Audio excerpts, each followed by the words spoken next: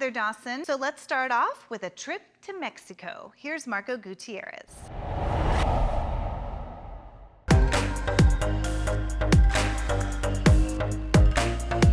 All right, we're here with Ubish Yaren, chef and food tour guide. For the spots that we are visiting today, I just choose personal favorites and also some old school places that I like.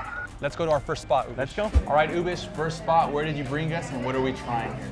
We're going to try chilaquiles, which is one of the most common breakfasts in Mexico, and in this place you can craft it. It's called chilpa, and you can choose the type of tortilla, the salsa, and the topping that you want. Cool, Ubish, so we're at the next spot. It's always corn-based, so it's tacos or quesadillas or sopes or pellizcadas, and it's pretty unique. Everything is going to remind you to a town outside of Mexico City. No? Cool. The flavors, the plates, and the scenario of the restaurant. So this place focuses on tamales, which tamales in Mexico City are usually a street food. But this is one of the few places that you actually have to come to a restaurant to try different and interesting varieties of tamales. All right, cool. Well, let's dig in because these look really good. All right, cool. All right, Ubish, you brought us all the way to Reforma, the main avenue of Mexico City, for a typical street food favorite. What is it? Esquites. That basically it is corn in a cup, prepared with key lime, mayonnaise, salt, chile powder, and peanut salsa. This is only from this place that they prepare it like that. It's spicy, but it's really good. We are at Casa Azteca, which is a mixture between a speakeasy and a showroom for mezcal. This is a place where you come to learn behind all the culture behind mezcal. So I take it it's under special arrangements that somebody would visit a place like this? Yeah, this place is not always open. You always have to make an appointment. So if you send me a message, we can arrange a tasting to learn everything about mezcal. So there you have it. You definitely don't want to miss this spot. Cheers. Salud. Cool, Ubish, thank you very much. Wrapping it up with some cold beers. Where'd you bring us? It's La Metropolitana Brewery, which I love the theme of the place that it's all the subway from Mexico City, and it's all specialized in national microbrewery. Okay. Right now I got an American Pale Ale with juniper and cranberry.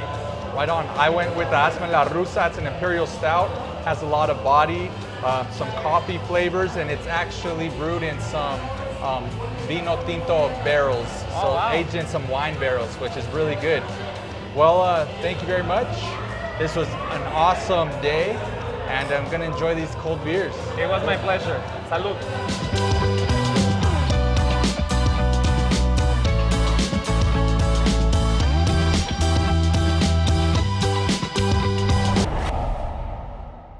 A modern view on franchising industry, including whether franchises are worth it and what considerations to undertake. My name is Zachary Venegas. I'm the founder, chairman, and chief executive officer of Helix TCS. I come from a military family. My grandfather and father served in the U.S. military. I went to West Point. I served as an infantry officer, and after leaving the Army, went to NYU to get my MBA. I went to JP Morgan, both as an intern and then as a full-time banker in Switzerland, covering the Middle East. And after a few years there, after having lived in Bahrain and England and Dubai, I decided to leave JP Morgan and start my own firm, which was called Scimitar, and it was a frontier market-focused private equity firm. So a frontier market, as we define it, is one that's, number one, capitally impaired. Number two is information tight. And information tight means information is not reliably transmitted into or out of that market. That's a very important distinction that we rely on quite a bit, and then has shifting or opaque legal and operational frameworks. So those three things are how we define a frontier market. So it can be defined geographically, and we realized that the cannabis opportunity was a frontier market, but it was just geographically located primarily within the United States, so we could focus on it, and I didn't have to risk, beheading or amoebic dysentery. So I founded Helix in 2015.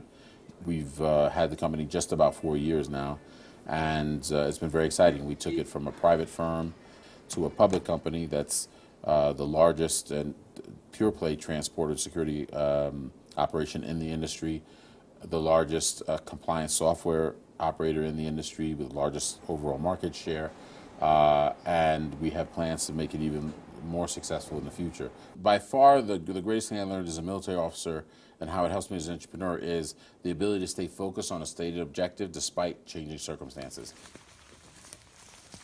The environment can come and go. It could be an easy day, probably not, but it doesn't matter. All that counts is achieving the objective.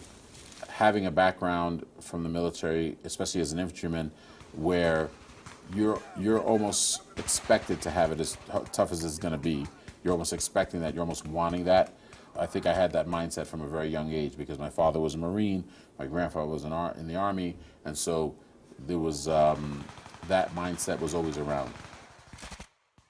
So we used to say also in the Army, if it ain't raining, we ain't training. Rain while you're training outside is not fun, but the idea was if conditions aren't as difficult as they could be, then it's not real. So although the industry grows in fits and starts, it has not been a smooth rollout from state to state or even country to country. What has grown is the industry itself. And as long as we're going to say that it will be a regulated industry of some sort, which I can't imagine it ever won't be, then us providing critical infrastructure largely focused on compliance and security allows us to grow with the industry overall. We're not terribly concerned about the average price per pound. We're not terribly concerned about legalization in every state because we don't bother with states until they are legalized. We don't enter them. So we're supporting the industry in a legal compliant way. So we're the most direct way to get that growth without taking a lot of risk on business specific outcomes. As long as the industry is growing, we're growing. And coming up next, we take you inside the BET Awards when we continue. Don't go away. Fall is around the corner, and you know what that means. It's time to start shopping. Let's check in with Ava Lynn for her top style trends. Fall is my favorite time of the year, and these are the hottest looks. A little throwback to the 80s is the neon trend. It's cute on all ages, whether you dress it up or down. Celebrities have been rocking neon orange, including Victoria's Secret model Kendall Jenner. Florals are my favorite pattern, and this season it's all about dark florals. And if you thought animal prints are on the way out, think again. Animal print is back, and the trend is only getting hotter. Especially cheetah print, and even python is making a comeback.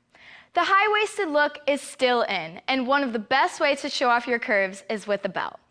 Finally, for more formal wear, it's all about simplicity in rich colors.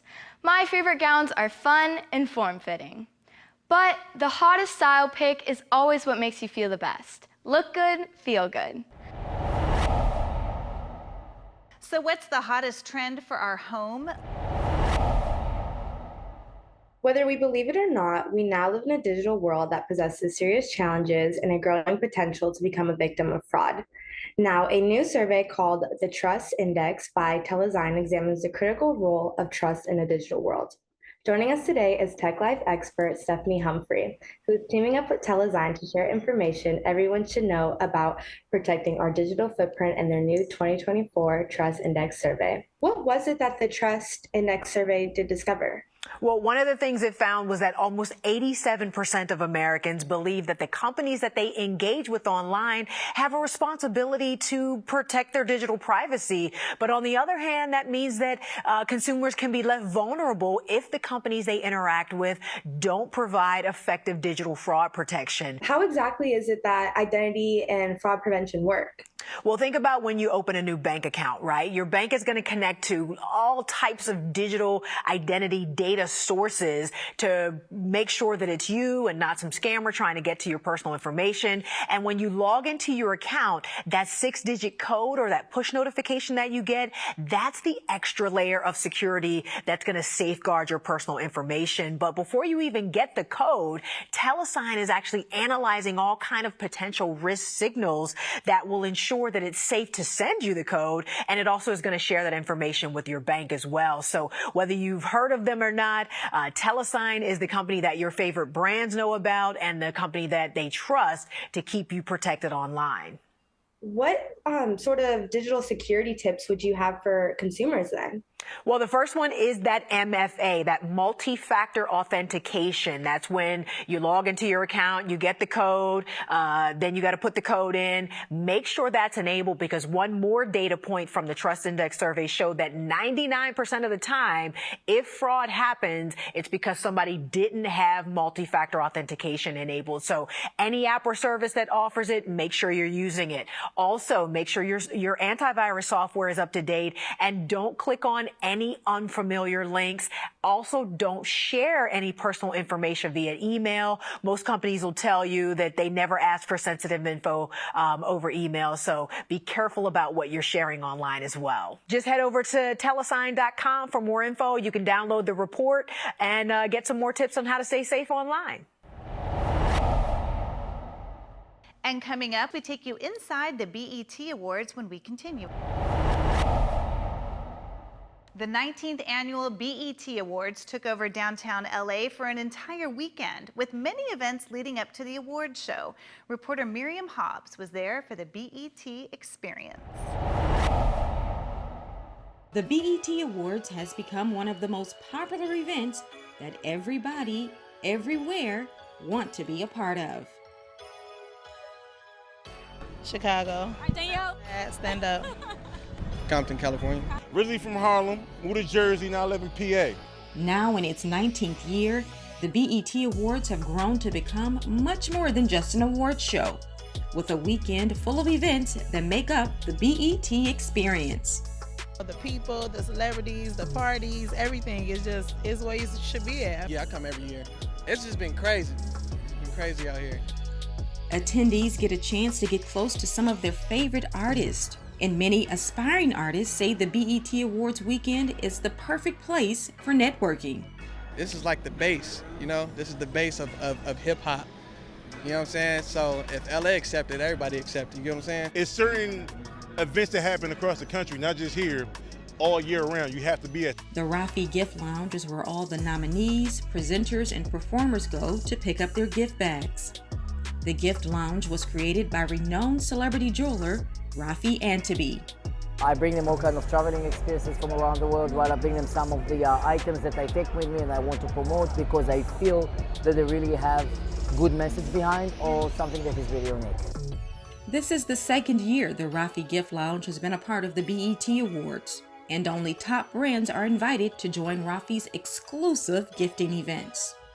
I curate. I make sure that they're falling in line with what I want. If not, I don't bring them in.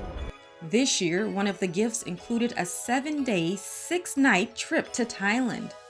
The trip is worth $10,000. It's Thailand. I mean, if anybody's never been to Thailand, they need to go. That needs to be on somebody's bucket list. With your favorite artist, music, entertainment, and fun all in one spot, it's impossible not to have a good time during the BET Awards weekend.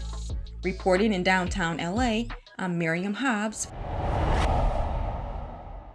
Hello everyone, I'm Ava Lynn with Coast to Coast, and each year the Purina Pro Plan Incredible Dog Challenge showcases some of the top canine athletes. Pet owners everywhere are wondering exactly how do they teach these dogs to do these amazing tricks. Now we have the answers with pet expert Dr. RuthAnn Lobos, senior veterinarian for Purina. She is joined by the award-winning surf dog team of Kentucky Gallahue and his dog, Derby. Welcome, everyone. Thank you for joining us today. Thank you for having us. So first and foremost, what is the Purina Pro Plan Incredible Dog Challenge?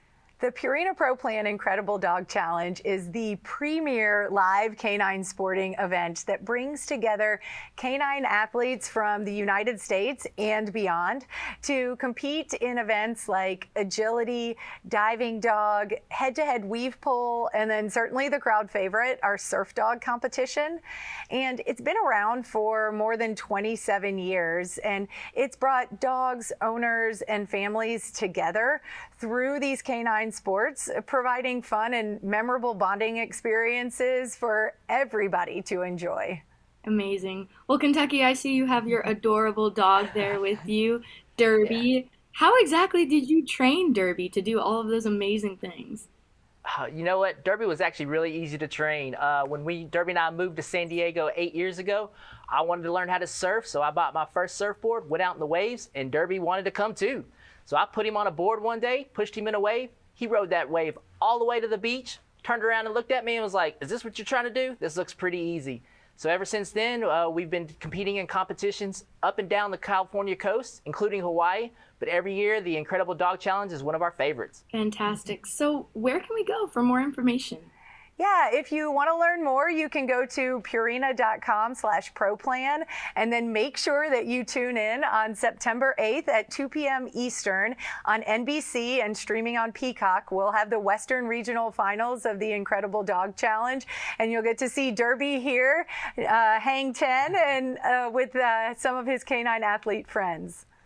We'll definitely tune in for that, and we'll see Derby up on that big screen. Thank you guys for your time, and we hope you have a lovely day. This has been Coast to Coast, and I'm Ava Lynn, and thank you for having me.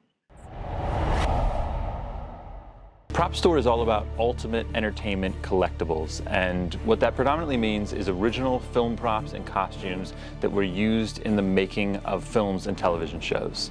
The business was founded in 1998 in the UK by Stephen Lane, and it was one of the first businesses of its kind that was handling this material specifically as collectibles, making these pieces that were used in everyone's favorite films and favorite shows available to collectors around the world. Part of our business is working directly with the studios to bring auctions to market after a movie or television show wraps. And what you don't realize is that a lot of the studios have stringent legal requirements, and my background in management consulting prepared me for that, and so I host a lot of the studio auctions that you'll see coming from Prop Store. But I'm also a collector, and so as a collector there are certain genres that I love. I've brought my passion around collecting to Prop Store. Data from Goonies. Yeah, Goonies is one of the most popular, and the interesting thing about this is that all the patches that were on there, the speculation is that these were at Warner Brothers. They were looking for things to throw onto this jacket, and so they went into their inventory and found all these random patches. And what gives us a hint here is this particular patch, which says Artness, is actually Sinatra spelled backwards. Prop Store's primary business model is an auction model. So we host multiple auctions throughout the year, both live and online only auctions. The auction that we have coming up at the moment is one of our entertainment memorabilia live auctions. And these are our biggest sales of the year that have some of our very best headliner type pieces from a wide range of different titles. A few of the headline pieces are an original Indiana Jones hat from Indiana Jones and the Temple of Doom that was worn by both Harrison Ford and an American stunt performer named Dean Ferrandini. Another highlight is an original Biker Scout helmet from Star Wars Return of the Jedi. You've got a representation of Star Trek all the way from the beginning, original series from the 1960s, all the way to present day. We've got examples from Strange New Worlds, which is the new hit television series. This auction has some fantastic superhero pieces, such as an original Captain America shield that you can see behind me at the moment, and an original Thor hammer from Thor: The Dark World. We've seen a transition of decades. People typically gravitate towards items or movies that they loved when they were in their teens. For me, it was films like Indiana Jones, it was films like Ghostbusters, but for folks that are currently in their 30s or 40s, it might be things like Harry Potter that are in the early 2000s. You're seeing sort of a generational shift. So items like Scream from the late 90s as well. We've got a Scream mask in this one that is a fantastic example. We're starting to see that shift as far as people coming into their own as far as their income and be able to bid and take home these items, because those are the items that mean something to them. For us, finding the great content is part of the challenge of what we do, and it's part of the fun as well of building an auction, is going out and seeing what we can come up with, what we can assemble for the next sale, and seeing what finds us. The thing that we always tell first-time buyers is collect what you love. So think about the films and television shows that live in your head, that resonate in your life, that you go back to time and time again, and go after those titles. Think it all comes back to passion and individuality and what you as a collector would love to own. Prop Store's upcoming Entertainment Memorabilia Live auction runs from August 15th to August 18th. Day one has live in-person bidding at the Peterson Automotive Museum in Los Angeles. So if you're local, please come out and see us. And days 2 to 4, the bidding is exclusively online at propstore.com and via telephone. And of course, on day one, you are also able to participate online and via telephone. There's over 1,900 lots in total. All of it can be seen now in the auction catalog at propstore.com. And that's it for us. Don't forget to like us on Facebook and follow us on Twitter. I'm your host, Heather Dawson. We'll see you next time.